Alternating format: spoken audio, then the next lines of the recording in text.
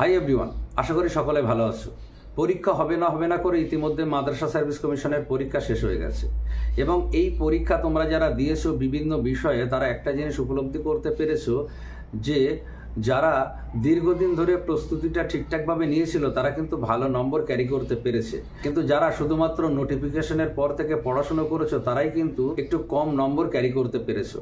অর্থাৎ তোমরা একটা বিষয় বুঝতে পারলে যে যদি ভালো নম্বর ক্যারি করতে হয় তাহলে কিন্তু দীর্ঘদিন ধরে প্রতিকূল পরিস্থিতিতে লড়াইটা করতে হবে। এখানে প্রতিকূল পরিস্থিতি কি ভালো করে খেয়াল করে দেখো, কবে পরীক্ষা হতে পারে এটা আমরা কেউ জানতাম না, কিন্তু বিগত 1 থেকে 2 বছর আগে থেকেও কিছু পরীক্ষার্থী কিন্তু নিরলস প্রচেষ্টার মধ্য দিয়ে নিজের প্রস্তুতিকে চালিয়ে গেছে।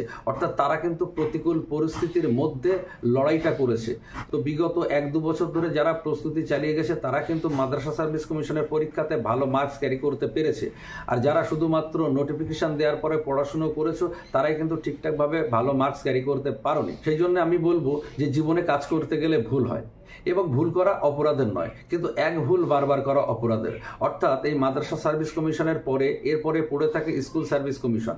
স্কুল সার্ভিস কমিশনের পরীক্ষা কবে হবে আমরা জানি না, তবে একটা আশার খবর যে খুব তাড়াতাড়ি স্কুল সার্ভিস কমিশনের পরীক্ষা হতে পারে।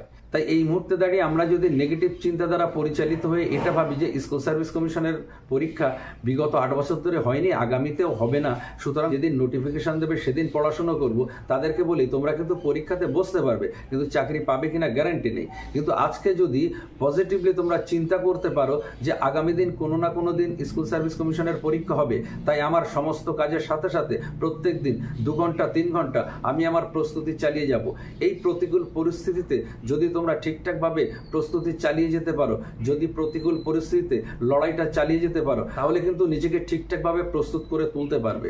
আর যখনই নিজেকে ঠিকঠাকভাবে প্রস্তুত করে তুলতে পারবে তখন কিন্তু তুমি পরীক্ষাতে বেশি নম্বর ক্যারি করতে পারবে। এবং তোমরা জানো যে নিয়োগ হয় একটা নির্দিষ্ট আসনের ভিত্তিতে, তাই চাকরি সবাই পাবে না, কিন্তু যে কেউ চাকরিটা পেতে পারে এবং তারাই চাকরিটা পাবে যারা এখন থেকে ঠিকঠাকভাবে প্রস্তুতিটা চালিয়ে যাবে।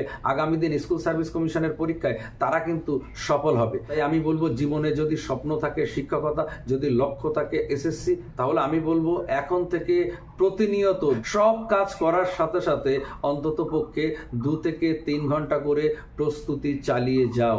এটা যদি করতে পারো, ঠিক মাদ্রাসা সার্ভিস কমিশনে বিগত 1 থেকে 2 বছর আগে যে সমস্ত পরীক্ষার্থী ঠিকঠাকভাবে প্রস্তুতি নেওয়ার কারণে এই পরীক্ষাতে ভালো নম্বর ক্যারি করতে পেরেছে, ঠিক অনুরূপভাবে তোমরা যদি আজ থেকে প্রস্তুতি চালিয়ে যেতে পারো তাহলে আগামী স্কুল সার্ভিস কমিশনের পরীক্ষাতে তোমরা কিন্তু ভালো মার্কস ক্যারি করতে পারবে। তাই সবশেষে একটা কথা বলবো, নেগেটিভ চিন্তা করে যেহেতু পরিস্থিতির কোনো পরিবর্তন আমরা করতে পারছি না এবং নিজেদের কোনো ডেভেলপমেন্ট করতে পারছি না, সেহেতু বরং পজিটিভ চিন্তা করো এবং সব কাজের সাথে সাথে প্রতিনিয়ত যতটা সময় পাও প্রস্তুতিটা চালিয়ে যাও।